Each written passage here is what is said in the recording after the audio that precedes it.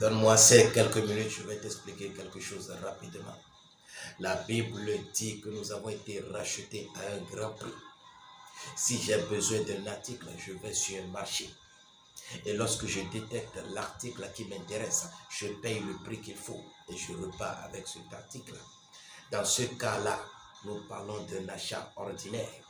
Mais si l'article qui m'intéresse est déjà voué à une autre fin, il ne s'agit plus d'un achat, mais plutôt d'un rachat. La Bible dit que le salaire du péché, c'est la mort. Et elle précise encore que tous ont péché. Nous avons tous péché. Donc nous sommes tous destinés à la mort. Seule la mort nous attend. Si le Père, le Dieu Tout-Puissant, doit nous retirer à cette mort certaine, il doit procéder alors à un rachat. Et pour ce rachat, il faut l'acheteur qui est Dieu lui-même.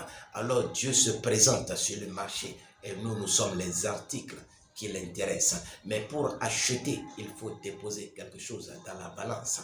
Mais lorsque je vais au marché, quelle que soit ma capacité financière, quel que soit mon niveau de finance, je peux être multimillionnaire ou un multimilliardaire. Un bic qui coûte 100 francs, je ne paierai jamais 10 000 francs pour l'acquérir. Cela s'appelle du gaspillage. Si je veux acheter une voiture et que cette voiture coûte sur le marché 5 millions, je ne paierai jamais 10 millions pour l'acquérir. Cela s'appelle du gaspillage d'argent. Je suis en train de jeter de l'argent par la fenêtre. Ça veut dire que l'article qui m'intéresse, je dois l'acquérir, mais à sa juste valeur. Donc c'est la valeur d'un article qui détermine le prix que je paye. C'est la valeur de l'article qui détermine que le prix que je paye pour l'acquérir.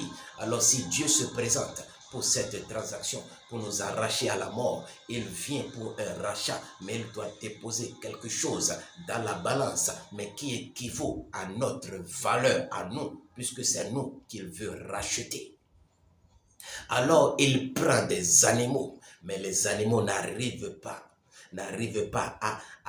à payer ce prix-là. Il prend des hommes qu'il envoie, mais ces hommes viennent, mais ils ne correspondent pas au prix qu'il faut pour nous acquérir.